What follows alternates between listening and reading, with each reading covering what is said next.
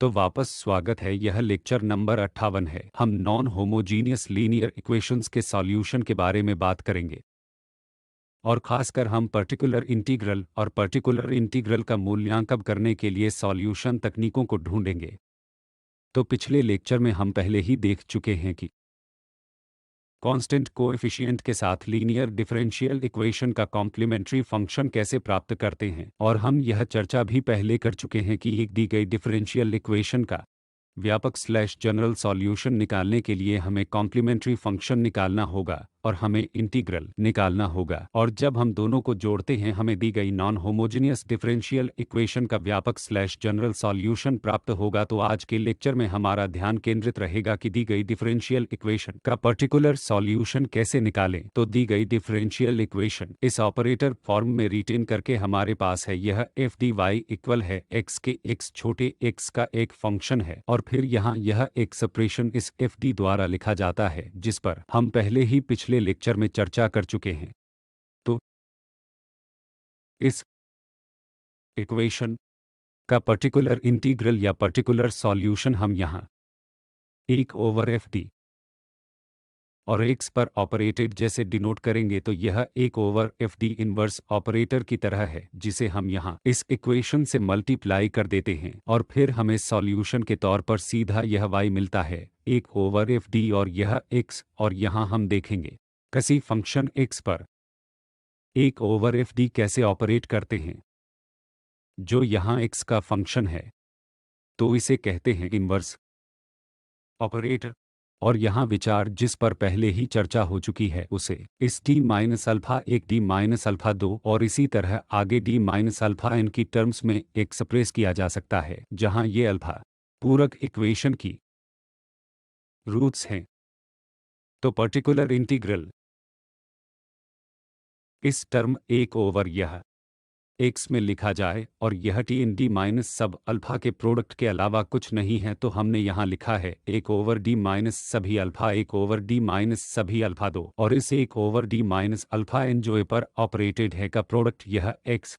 तो इस एक्सप्रेशन का मूल्यांकन करने के लिए वास्तव में यहाँ क्या महत्वपूर्ण है, यहाँ महत्वपूर्ण है अगर हमें पता हो इस 1/d माइनस ए यह ऑपरेटर ऑन x का मूल्यांकन कैसे करना है। तो अगर हमें पता हो इस 1/d minus A on x का मूल्यांकन कैसे करना है, फिर हम यह विचार लागू कर सकते हैं और हम पर्टिकुलर इंटीग्रल निकल सकते हैं इस 1/fd on x general form. तो यहाँ हम पहले चर्चा करेंगे कि इस 1 के ऑन x को कैसे ऑपरेट करना है, या यहाँ क्या वैल्यू है जब हम इस 1/d माइनस से ऑन n को ऑपरेट करते हैं। तो यह इस पर्टिकुलर इंटीग्रल को निकालने का बहुत व्यापक जनरल तरीका है जिस पर हम पहले चर्चा कर रहे हैं। बाद में हम इस x की कुछ विशेष फॉर्म्स पर जाएंगे और कुछ सीधी मूल्यांकन तकनीकें होंगी, उन पर भी हम बाद में चर्चा करेंगे। तो यहाँ पहले हम यह परिणाम प्रूव करेंगे कि जब हम इस 1/d माइनस से ऑन x को ऑपरेट करते हैं हमें वास्तव में यह एक्सपोनेंशियल मिलेगा x, और इस x के इंटीग्रल को e पावर माइनस x से मल्टीप्लाई करके और फिर ओवर यह dx। तो यह देखने के लिए हमें इंटीग्रल की टर्म्स में यह परिणाम कैसे मिल रहा है हमें यहाँ कंसिडर करना होगा। मान लो यह y इस 1/d माइनस से x के इक्वल है, तो हमने मान लिया कि यह 1/d माइनस से x है और हम पता लगाएंगे वास्तव में y क्या है। तो यह y निकालने के लिए हम यहाँ क्या करेंगे, हम इस इक्वेशन को इस d माइनस से ऑपरेटर से मल्टीप्लाई करेंगे ताकि हमें डिफरेंशियल इक्वेशन वापस प्राप्त हो, जिसे हल करने पर हम पहले ही चर्चा कर चुके हैं, क्योंकि जब हम यहाँ से मल्टीप्लाई करते हैं हमें यह d माइनस से मिलेगा, इस y पर लागू करने से इस x के इक्वल होगा, और यह एक फर्स्ट ऑर्डर डिफरेंशियल इक्वेशन है जो हमें पता है कैसे हल करनी है। यह वाकई y में एक लीनियर इक्वेशन है क्योंकि dy/dx यह ay इस राइट हैंड साइड फंक्शन इस x के इक्वल है। अब हम इंटीग्रेटिंग फैक्टर निकाल सकते हैं। तो इस इक्वेशन का इंटीग्रेटिंग फैक्टर होगा e power minus a dx, मतलब यह e पावर x वही इंटीग्रेटिंग फैक्टर है। तो एक बार हमें इंटीग्रेटिंग फैक्टर पता चल जाए हम वह सॉल्यूशन लिख सकते हैं जिस पर पिछले लेक्चर में पहले ही चर्चा हो चुकी है। तो यहाँ y इंटू इंटीग्रेटिंग फैक्टर जो है e power minus a x integral right hand function x के इक्वल है और फिर से मल्टीप्लाई किया गया इस integrating factor power minus x integrated over x से इंटीग्रेशन का एक कांस्टेंट। यहाँ एक टिप्पणी, यह इंटीग्रेशन का कांस्टेंट महत्वपूर्ण नहीं है और हम इस इंटीग्रेशन के कांस्टेंट को शून्य के तौर पर सेट कर सकते हैं। कारण है क्योंकि हम यहाँ बात कर रहे हैं या हम यहाँ चर्चा कर रहे हैं डिफरेंशियल इक्वेशन का पर्टिकुलर सॉल्यूशन कैसे निकालना है। तो पर्टिकुलर सॉल्यूशन निकालते हुए हम इस इंटीग्रेशन के कांस्टेंट को c की किसी भी ऐसी वैल्यू के लिए भी नहीं चाहते जो सॉल्यूशन होगा, इसलिए हम एक पर्टिकुलर सॉल्यूशन ढूंढ रहे हैं। तब हम इस c को सेट कर सकते हैं अगर आप रखना चाहते हैं और कंटिन्यू करना चाहते हैं, और अंत में हम दी गई नॉन होमोजीनियस इक्वेशन का व्यापक स्लैश जनरल सॉल्यूशन निकालने के लिए कॉम्प्लीमेंट्री फंक्शन में जोड़ेंगे। तब यह कांस्टेंट उस कांस्टेंट में मर्ज हो जाएगा जो कॉम्प्लीमेंट्री फंक्शन में दिखा था। तो यहाँ यह महत्वपूर्ण नहीं है, हम प्रिंसिपल में कोई भी वैल्यू निर्दिष्ट कर सकते हैं, लेकिन दूसरा सबसे साधारण मामला होगा कि हम इस c को, तो अब इस इक्वेशन का सॉल्यूशन तो y होगा e पावर a x और यह x e power minus a x dx plus यह constant e power a x। तो जब यह कांस्टेंट शून्य होता है यह टर्म गायब हो जाएगी और मूल रूप से मिलेगा यह इस 1 over d minus a x की वैल्यू इसके इक्वल है। तो यहाँ यह बहुत महत्वपूर्ण है, महत्वपूर्ण परिणाम जो अब पर्टिकुलर इंटीग्रल निकालने में बहुत उपयोगी होगा। तो हमें यह परिणाम मिला कि जब हम d माइनस a किसी फंक्शन x पर लागू करते हैं तो यह value e power a x के अलावा कुछ नहीं है और इंटीग्रल यह फंक्शन खुद x e power minus a x मतलब x एक पर्टिकुलर सॉल्यूशन। जब हमने इसे शून्य कहा, यहाँ यह महत्वपूर्ण नहीं है, तो हम इस 1 ओवर d माइनस a का पर्टिकुलर सॉल्यूशन प्राप्त कर सकते हैं जब इस x पर ऑपरेट किया जाए। साधारण मामले में उदाहरण के लिए हम यहाँ क्या कंसिडर कर सकते हैं, तो यह परिणाम क्या बता रहा है। तो जब हमने कहा यह a शून्य के इक्वल है, यह परिणाम क्या है, 1 ओवर d ऑपरेटेड x शून्य के इक्वल है, यही एक है और यह भी एक है। तो हमें बस इंटीग्रल x dx मिल और यही अपेक्षित था। हमें पता है यह d डिफरेंशियल ऑपरेटर था और इस 1 ओवर d ने x पर ऑपरेट किया, तो यह 1 ओवर d इंटीग्रल ऑपरेटर की तरह है। तो यह बिल्कुल इस x over dx 1 over d operated x का इंटीग्रल है। यह कुछ नहीं, बस छोटे x के संबंध में इस x का इंटीग्रल है। तो यहाँ यह 1 ओवर d के अलावा ज्यादा जनरल फॉर्मूला है। हमारे पास यह 1 over d minus a operated x है और वैल्यू है e power a x integral x e power a x। तो अब यह इस लेक्चर के लिए बहुत महत्वपूर्ण है और हम यह फॉर्मूला उदाहरण के लिए इस d स्क्वायर को कंप्यूट करने के लिए इस्तेमाल कर सकते हैं। यह x स्क्वायर है, y इस से के x के इक्वल है। तो हम क्या करेंगे, हमें पहले कॉम्प्लीमेंट्री फंक्शन निकालना होगा और उसके लिए हमें यह इक्वेशन चाहिए। तो इस मामले में पूरक इक्वेशन होगी m square plus a square शून्य के इक्वल है और हमें रूट्स मिलेंगी माइनस कॉम्प्लेक्स कॉन्जुगेट और फिर हमें पता चलता है सॉल्यूशन कैसे लिखने हैं। तो यह ऐसे है plus minus a power i, तो यह है a पावर शून्य x और फिर हमने देखा है 1 और कॉस यह a x प्लस c से साइन x वह है होमोजीनियस इक्वेशन सॉल्यूशन जब यह राइट हैंड साइड शून्य पर सेट होती है, या बल्कि यह कह सकते हैं यह यहाँ कॉम्प्लीमेंट्री फंक्शन है। तो यह है c1 cos a x plus c2 sin a x। हमारे पास कॉम्प्लीमेंट्री फंक्शन आ जाता है। तो इसका व्यापक स्लैश जनरल सॉल्यूशन निकालने के लिए हमें कॉम्प्लीमेंट्री फंक्शन चाहिए और हमें एक पर्टिकुलर सॉल्यूशन चाहिए। तो यह पर्टिकुलर सॉल्यूशन निकालने के लिए हम वह विचार लागू करेंगे जिसकी पिछली स्लाइड में चर्चा की गई थी। तो हमारे पास है 1 over inverse operator 1 over d square plus a square और यह से के x पर ऑपरेट हुआ। तो यहाँ हम इस d square plus a square को d माइनस के तौर पर लिख सकते हैं। तो 1 over d square plus a square को लिखा जाता है 1 ओवर d स्क्वायर और यह माइनस ai स्क्वायर वह minus d plus i a और d माइनस i a यह इस d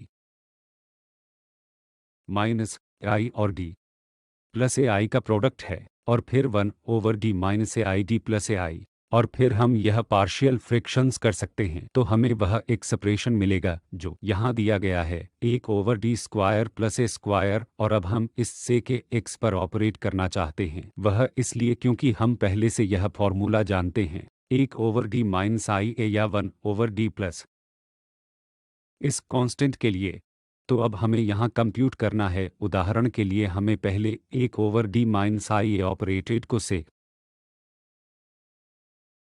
एक्स को कंसिडर करना है, और जो फॉर्मूला पहले निकाला गया था, इस तरह की यह वैल्यू ई पावर के इक्वल होगी, यह कांस्टेंट टाइम्स इंटीग्रल, यह फंक्शन सेक ए एक्स और माइनस साइन माइनस आई एक्स और डी एक्स के साथ एक्सपोनेंशियल। और हम यह पर्टिकुलर इंटीग्रल प्राप्त करने के लिए इंटीग्रेशन का कांस्टेंट निकाल सकते हैं। तो यहाँ हमारे पास है ए power minus I A X, और फिर यह सेक एक्स।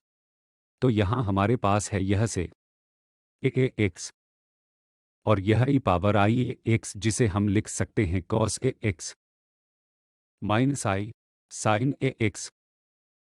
तो जब हम इस सेक डी एक्स को मल्टीप्लाई करते हैं तो यह होगा 1/cos ए एक्स, तो यह वहाँ 1 देगा,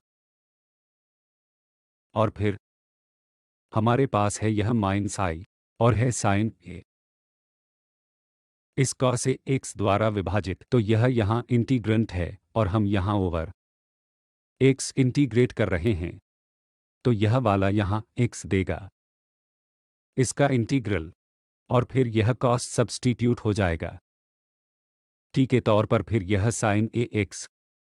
तो हमें फिर वहाँ a चाहिए, तो हमारे पास है ठीक यह साइन x इस cos ए एक्स के डेरिवेटिव का डिफरेंशियल है साइन x, और फिर माइनस साइन के साथ, क्योंकि cos ए एक्स माइनस साइन ए एक्स देगा। जब हम इसके डेरिवेटिव को इस इंटीग्रल की वैल्यू पर ले जाते हैं, वह होगी इस प्लस साइन आई ओ ओवर ए के साथ, और यह लोगरिथमिक इसके साथ 1/t की तरह है। तो इस कोस ए एक्स का लोगरिथमिक जो यहाँ लिखा गया है, वह यहाँ इस integral X plus I over A की वैल्यू ही है, और कुछ नहीं, और मॉड्यूलस के साथ कॉस ए एक्स का लोगरिथमिक। तो इसी तरह एक बार हमने इस 1/d minus A sec A x को कंप्यूट कर लिया, जो यहाँ यह वाला आ रहा है।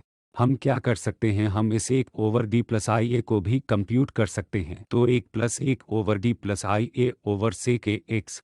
अब यहाँ इन दोनों में अंतर क्या है, आई की जगह माइनस आई आ गया है, और कुछ नहीं। तो हम यहाँ वही करेंगे, इस आई की जगह माइनस आई आ जाएगा, और यहाँ भी माइनस आई। तो सिर्फ यही बदलाव आएगा, बाकी हर चीज़ वही रहेगी। तो हमने इस 1/d minus I A operated on sec A X का मूल्यांकन किया है, और साथ ही 1/1 plus 1/d plus I A operated on sec A X का भी। तो अब हम यह अंतर प्राप्त कर सकते हैं, और इस 1 ओवर को आई से मल्टीप्लाई कर सकते हैं इस 1/d² plus A square sec A x की वैल्यू देखने के लिए। तो अब हम क्या करेंगे, तो यह पर्टिकुलर इंटीग्रल जो यहाँ दिया गया था, तो अब हम इस 1 over minus A operated on sec X की वैल्यू जो यहाँ दी गई थी को सब्स्टिट्यूट कर सकते हैं, और फिर माइनस साइन को 1/d प्लस आई जो यहाँ लिखा हुआ है, तो यह इस 1/d माइनस ए के अनुरूप है। और यह यहाँ दूसरा वाला 1/d प्लस आई ए, और यह फैक्टर जैसे हैं वैसे ही रहेंगे 1 ओवर से आई ए। अब हम इसको सरल कर सकते हैं, तो यहाँ यह x होगा, तो e पावर आई ए एक्स और minus e power minus I A x इससे विभाजित, ऐसे हमें देगा साइन ए एक्स, और फिर हमारे पास है x ओवर ए, यह यहाँ पहली टर्म e पावर के साथ, तो x कॉमन, और फिर e पावर आई ए एक्स, और फिर हमारे पास है e power minus I A X. और यह होगा जब हम यहाँ 1 ओवर को डिवाइड करेंगे, आई यहाँ पहले से ही था, तो यह x ओवर ए, और यह 2i यहाँ है, तो यह देगा x ओवर ए के साथ साइन 1 से x टर्म, तो यह यहाँ पहला और दूसरा वाला। जब हमारे पास फिर से ए है, यह कॉमन टर्म, इस cos ए एक्स के लॉग के तौर पर हम यह कॉमन फॉर्म 2 लेते हैं, तो यह भी यहाँ प्लस होगा i ओवर ए, और यह भी i ओवर ए है। तो यहाँ आई ओवर ए और बाहर है एक ओवर आई ए को, और फिर है जब हमने इस कॉमन पावर ए एक्स को लिया है और यह plus sign E power minus A I x होगा, इसलिए यह आई कैंसिल हो जाता है और यह दोनों यहाँ मर्ज हो जाएंगे, इसलिए यह कुछ भी नहीं है लेकिन कॉस ए एक्स टर्म इसका लोगरिथमिक होगा और 1 ओवर ए स्क्वायर यहाँ है, इसलिए यह केवल इस बात का सरलीकरण है कि हमें यहाँ क्या मिला है, यह 1 ओवर ए फिर से कॉस ए एक्स और कॉस एक्स में स्क्वायर है। तो जनरल सॉल्यूशन अब कॉम्प्लीमेंट्री फंक्शन होगा जिसका हमने पहले मूल्यांकन किया है, वह था सी एक कॉस ए एक्स प्लस सी दो साइन ए एक्स और यह पर्टिकुलर इंटीग्रल। तो यह है पर्टिकुलर सॉल्यूशन दी गई होमोजीनियस डिफरेंशियल इक्वेशन पर दी गई डिफरेंशियल इक्वेशन का यह व्यापक स्लैश जनरल सॉल्यूशन है, और जब हम दोनों को जोड़ते हैं तो हमें दी गई डिफरेंशियल इक्वेशन का यह जनरल सॉल्यूशन मिलता है। अब हम इस x की विशेष फॉर्म्स के बारे में बात करेंगे, उदाहरण के लिए e पावर x cos ए एक्स साइन ए एक्स इत्यादि। तो इन मामलों में जैसे हमने पहले किया है उस इंटीग्रल फॉर्मूला की मदद से इसका मूल्यांकन करने की बजाय हम सीधा भी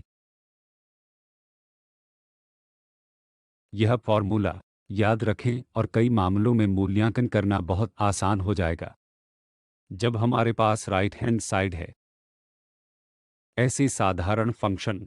तो आज सबसे पहले इसे डेराइव करेंगे, तो जब हमारा स्पेशल फंक्शन है ई पावर ए एक्स और उसके लिए हमें यहाँ यह परिणाम चाहिए। अगर यहाँ यह एक कांस्टेंट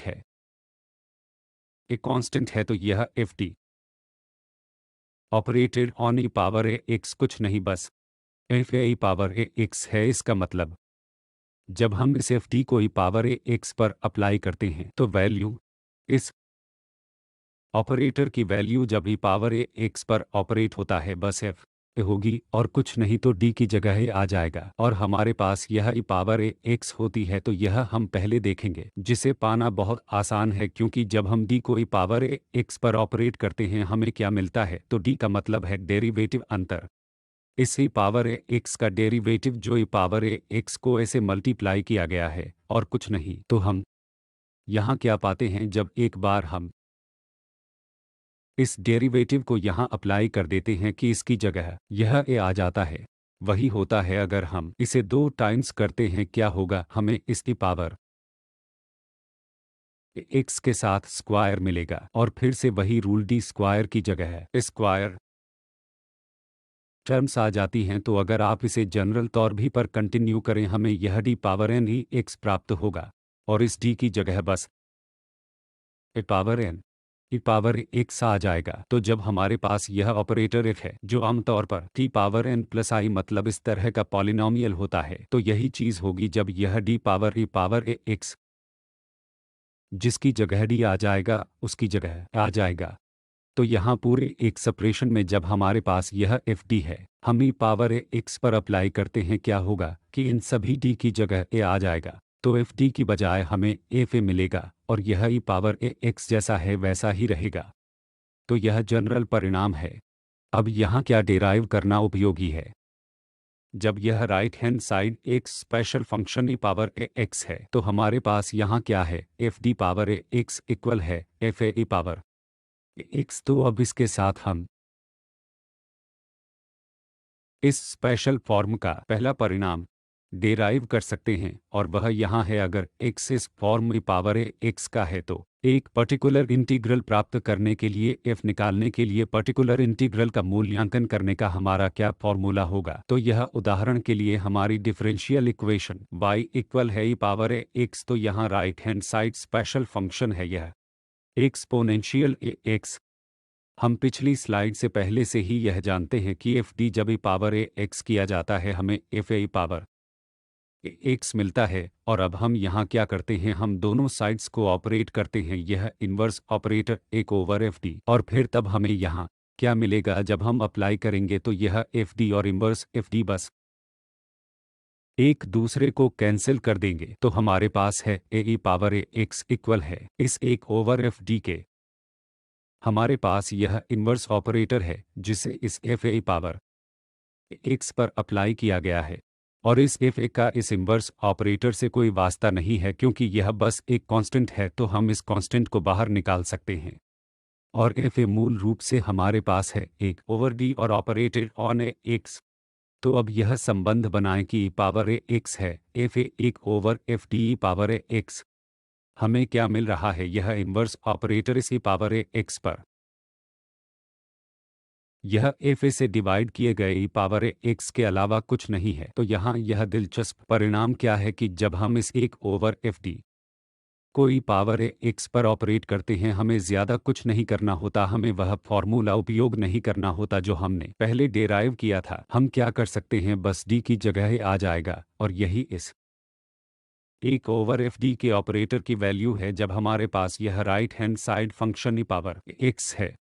यहाँ ध्यान यह देना चाहिए कि यह एफ ए शून्य नहीं होना चाहिए, नहीं तो हम यहाँ डिवाइड कर सकते हैं और यह फॉर्मूला वैध नहीं होगा।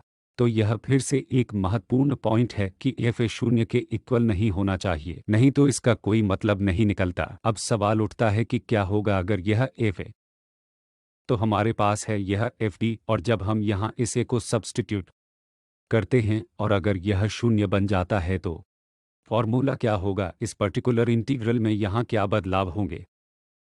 तो अब मामला बिल्कुल यही है, जब हम लेते हैं अगर यह एफ ए शून्य के इक्वल है तो निश्चित रूप से डी माइनस ए एक फैक्टर है ए डी का, क्योंकि कोई चीज़ इसे शून्य बना रही है। तो यहाँ यह फंक्शन पॉलिनॉमियल फंक्शन है, तो एक फैक्टर है डी माइनस ए जो डी माइनस ए या स्क्वायर डी माइनस ए क्यूब के साथ शून्य बना रहा है। तो एक फैक्टर है डी माइनस ए किसी पावर में प्रदर्शित हो रहा है, लेकिन यहाँ इस एफ डी में कम से कम एक फैक्टर है पावर एक डी माइनस ए के साथ। तो हम कंसिडर करते हैं कि एफ डी कुछ नहीं बस डी माइनस ए है और यह जी डी। तो एक और फंक्शन यहाँ बचा है, जब हमने इस डी माइनस ए को बाहर निकाल दिया है तो तब होगा क्या, एक over F D power A x. जब हम यहाँ ऑपरेट करते हैं हम इस लिख सकते हैं एक ओवर डी माइनस ए एक ओवर जी डी, क्योंकि एफ डी था डी माइनस ए और जी डी। और अब हम पहले इस ई पावर एक्स को इस एक ओवर जो डी पर ऑपरेट कर सकते हैं। मान लो यह जी ए शून्य के इक्वल नहीं है, अगर जी ए भी शून्य है तो हमारे पास निश्चित ही एक और फैक्टर यहाँ इस जी डी में सेट हो रहा है, और तब हम फिर से हम यह फॉर्म जी डी बाहर निकाल सकते हैं और तब यह स्क्वायर हो सकता है, और यहाँ जो भी बचता है वहाँ हम सब्स्टिट्यूट करते हैं, हम डी की जगह ए रख देते हैं, तो वह सब्ट्रैक्ट हमें यहाँ करना पड़ेगा। तो यहाँ हमारे पास है यह एक ओवर जी डी। हम मान लेते हैं कि जी ए शून्य नहीं है क्योंकि हमने पहले ही इस डी माइनस ए को यहाँ बाहर निकाल लिया है, और मान लो यह जी ए शून्य नहीं है, तब यह होगा कि इस ऑपरेटर की वैल्यू यहाँ एक over G D operated on the power A x हम पहले ही देख चुके हैं।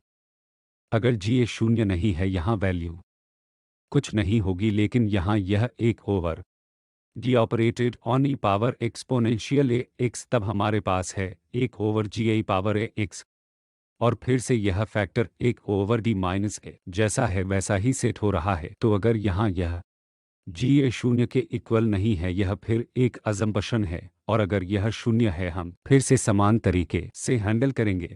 हम फिर से इस फैक्टर डी माइनस ए को इस जी से निकाल देंगे और बचे हुए में हम इस डी की जगह ए रखकर हैंडल करेंगे। तो अब क्या तो हमारे पास है यह एक ओवर डी माइनस ए जिसे अब इस एक over G A power A x पर ऑपरेट करना है। इसका मतलब है यह एक ओवर जी ए हम बाहर निकाल सकते हैं क्योंकि यह ऑपरेटर अब कांस्टेंट पर कुछ भी करेगा, इंटीग्रल ऑपरेटर की तरह है जो हम पहले ही देख चुके हैं। तो एक over minus A operated on the power A x. अब हम यह फॉर्मूला इस्तेमाल करेंगे जिसे जनरल तौर पर डेराइव किया गया था कि एक over D minus A X बस A power A X integral X D power minus A X D X है और कुछ नहीं। तो यहाँ जब हम इसे एक बार अप्लाई करते हैं हमारी राइट हैंड साइड पर यह एक्स है ई पावर ए एक्स, तो यहाँ ई पावर ए एक्स और यह एक्स बस ई पावर ए एक्स है और कुछ नहीं। तो ई पावर ए एक्स और ई पावर माइनस ए एक्स एक दूसरे को कैंसिल कर देंगे, तो हमारे पास इस इंटीग्रल के अंतर्गत सिर्फ एक होगा, तो इस एक डी एक्स का इंटीग्रल होगा बस एक्स। तो यहाँ हमें डी एक्स मिलता है, तो इन्वर्स ऑपरेशन यहाँ inverse operator 1/d - e power A X हमें 1 से पावर एक्स देगा, और यह 1/g जैसा है वैसा सेट हो रहा है। हमारे पास अब क्या है, अगर 1/f E power A X, और अगर f ए शून्य के इक्वल है तो इसमें एक फैक्टर है, यह d माइनस ए जैसा एक फैक्टर होना चाहिए, और वैल्यू होगी जब हमारे पास 1/d - ए है, वैल्यू होगी इस ऑपरेटर की x से पावर ए एक्स। तो अब इस पर्टिकुलर इंटीग्रल को निकालने के छोटे तरीके क्या हैं? अगर यह x इस form E power A X का है, हम क्या करेंगे? तो 1/f E power A x 1/f A E power A x, इस t की जगह बस ए आ जाएगा, तो हमें बिना उस इंटीग्रल का जनरल फॉर्मूला सीधा इस्तेमाल किए हुए वैल्यू मिल जाएगी। तो सीधे तौर पर इस d की जगह ए आ जाएगा है, अगर यह f ए शून्य के इक्वल नहीं है। अगर वह शून्य है, वह दूसरा मामला था जिस पर हम पहले ही चर्चा कर चुके हैं। अगर यह f ए शून्य है तो f t में इस टाइप का फैक्टर होना चाहिए d माइनस ए पावर r, और हम पहले ही देख चुके हैं कि क्या होगा जब हमारे पास 1/, यह d minus A operated on इस की पावर ए एक्स होगा। हमें यह x की पावर एक्स मिल रहा है। मान लो हमारे पास यहाँ d माइनस के स्क्वायर है, तो यहाँ एक फैक्टर 2 था इस एफ टी के अंदर बैठा हुआ, तो d माइनस के स्क्वायर है, तो इसका मतलब हम फिर से इस x की पावर ए एक्स पर ऑपरेट करेंगे। तो क्या होगा अगर हम इस 1/d - ए को इस x की पावर ए एक्स पर फिर से ऑपरेट करें, तो यह फार्मूला फिर से इस्तेमाल किया जाएगा। तो इस x की बजाय हम अब x की पावर ए एक्स रख देंगे। ई पावर ए एक्स कैंसिल हो जाएगा, हमारे पास वहाँ x रहेगा, और इस इंटीग्रल का x होगा x स्क्वायर बटा 2। तो इसके परिणाम स्वरूप हमें मिलेगा, जब यह यहाँ स्क्वायर है, हमें मिलेगा x है स्क्वायर बटा 2 ई पावर ए एक्स, और हम इसे और आगे जनरलाइज कर सकते हैं, और वह परिणाम अब यहाँ शुरू होगा। एफ टी में इस d माइनस के पावर r का फैक्टर होना चाहिए, और तब इस 1/d - A power E power A x से डील करने का जनरल फॉर्मूला होगा x पावर r। जैसे 2 के मामले में हमने देखा है यह x स्क्वायर बाई 2 है, और 3 के मामले में फिर से, और हमें यह 3 मिलेगा, और तो यह पहले वाला फैक्टोरियल, तो यह 1/d - A power r E power A x, इसका परिणाम इसकी value x power r over factorial r into S A power x है और कुछ नहीं। तो हमें यह याद रखना होगा, यह साधारण है जब यह f ए शून्य नहीं है, हमने बस d की जगह a रख दिया, लेकिन जब हमारे पास यह शून्य है, हमें किसी तरह यह फैक्टर बाहर निकालना होगा, और फिर हम इस d को इस x power r over factorial r E power A x में रख सकते हैं। तो हमने अब कुछ उदाहरण देखे हैं। तो पहला है इस डिफरेंशियल इक्वेशन का जनरल सॉल्यूशन निकालना। यह D square minus 3d plus 2 by equal है ई पावर 3x। तो जो कॉम्प्लीमेंट्री फंक्शन हम यहाँ पूरक इक्वेशन के रूप में लिखते हैं, m स्क्वायर माइनस 2m और m square minus 3m plus 2 equal है 0 के, और इसमें सॉल्यूशन होगा m-1 m-2 इक्वल है 0 के। तो रूट्स हैं 1 और 2, तो इन रूट्स के यहाँ होने से हम कॉम्प्लीमेंट्री फंक्शन लिख सकते हैं, वह है 1 e पावर x और प्लस c से e पावर 2x। इस पर्टिकुलर इंटीग्रल पर पहुंचना जिस पर हम पहले ही चर्चा कर चुके हैं, अब 1/d square minus 3d plus 2, यह है particular integral operated on e power 3x, और यहाँ युक्ति है कि हम इस d की जगह 3 रख दें, तो हमारे पास है 9 माइनस यह 9 और यहाँ यह 2, तो वैल्यू 1/2 e पावर 3x आएगी। तो इस मामले में यह यहाँ 0 था, और इसलिए हमें यह वैल्यू सीधी मिली, g की जगह 3 रखकर वैल्यू है 1/2 ई पावर 3x। तो यह एक पर्टिकुलर इंटीग्रल है, यह दी गई डिफरेंशियल इक्वेशन का पर्टिकुलर सॉल्यूशन है, और हमारे पास इस होमोजीनियस इक्वेशन का जनरल स्लैश व्यापक सॉल्यूशन होगा। इसका मतलब यह कॉम्प्लीमेंट्री फंक्शन, और अगर हम दोनों को जोड़ दें तो हमें दी गई डिफरेंशियल इक्वेशन का जनरल सॉल्यूशन मिलता है। अगले प्रश्न में हम क्या देखेंगे, हम बस इस डिफरेंशियल इक्वेशन का पर्टिकुलर सॉल्यूशन निकालेंगे। तो पर्टिकुलर सॉल्यूशन होगा 1 ओवर यह इन्वर्स ऑपरेटर ई पावर x, और अगर इसे यहाँ सब्स्टिट्यूट करें क्योंकि इस x का कोएफिशिएंट 1 है तो हमें यहाँ बस 1 माइनस 1 प्लस 1 की जगह कुछ और रखना है, तो यह शून्य आ रहा है, जिसका मतलब है अप्लाई नहीं कर सकते। यहाँ एक फैक्टर d माइनस बैठा है जिसे हम स्पष्ट देख भी सकते हैं। अगर हम इस d स्क्वायर को कॉमन लेते हैं तो यह है d माइनस 1 फिर d माइनस 1, तो हमारे पास है यह d माइनस 1 और d स्क्वायर माइनस 1। यहाँ फिर से d माइनस 1 बैठा है, तो d माइनस 1 और d प्लस 1, तो मूल रूप से हमारे पास है d माइनस 1 स्क्वायर है और d प्लस 1। तो अब हमें डील करना है d प्लस 1 से, जो कोई समस्या नहीं है क्योंकि e पावर x यह एक इसे शून्य नहीं बना रही, तो यह बस 1 बाई e पावर x देगा। और फिर e पावर x, जब हम 1 ओवर d माइनस 1 स्क्वायर को ऑपरेट करते हैं तब हमें वह फॉर्मूला इस्तेमाल करना पड़ता है जिसे हमने पहले डेराइव किया था। तो हमें यहाँ क्या मिलेगा, 1 माइनस d स्क्वायर टर्म की वजह से यह x square by 2 e power x आएगा और 1 बाई 2 आएगा क्योंकि हम यहाँ d माइनस 1 स्क्वायर जोड़ते हैं और हमारे पास है d प्लस 1 और राइट हैंड साइड है यह e पावर x। तो पहले यहाँ 1 ओवर d प्लस 1 को ऑपरेट करते हैं, तो d माइनस 1 स्क्वायर हम जैसा है वैसा ही रखते हैं, और जब हम यह अप्लाई करते हैं यह होगा e पावर x बाई 2, तो यह 1 बाई 2 है और कुछ नहीं, और यह d minus 1 whole square e power x, और यहाँ यह 1 बाई 2 है और 1 over d minus 1 square e power x। यही फॉर्मूला अब हम इस्तेमाल करेंगे पिछली स्लाइड से, यानी x स्क्वायर बाई फैक्टोरियल 2 और e पावर x, तो हमारे पास है x square by 4 e power x इस प्रश्न के पर्टिकुलर इंटीग्रल के तौर पर। अगले प्रश्न में आज के लिए यह आखिरी है, तो d square plus d plus 5 by equal है 3 के, और यहाँ विचार है कि यह पर्टिकुलर इंटीग्रल होगा 1 ओवर यह d स्क्वायर प्लस यह 5 और हमारे पास है यह 3। तो 3 को हम वैसे भी कांस्टेंट ले सकते हैं, हम इस ऑपरेटर से a निकाल सकते हैं, लेकिन यहाँ 1 रहेगा, तो उस 1 को हम क्या लिख सकते हैं, e पावर 0 x।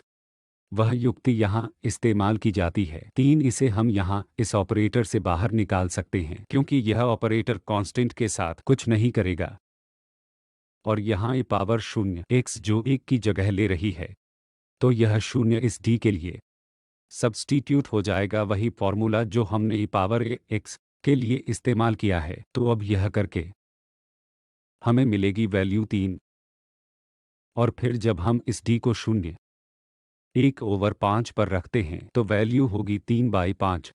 तो हमारे पास जब भी कांस्टेंट होता है वह कांस्टेंट इस ऑपरेटर के बाहर निकाला जा सकता है, और फिर हम वाकई d square plus d plus 5 और ओवर 1 ऑपरेट करते हैं, और इस 1 की जगह e पावर 0 x रखा जा सकता है, और फिर यह 0 हम वही फॉर्मूला इस्तेमाल कर सकते हैं जो हमने पहले इस्तेमाल किया है कि d की जगह 0 आ जाएगा, तो हमें यहाँ मिलेगा 1 ओवर 5 और यह 3 होगा, तो 3 बाई 5 इस इंटीग्रल की वैल्यू रही है।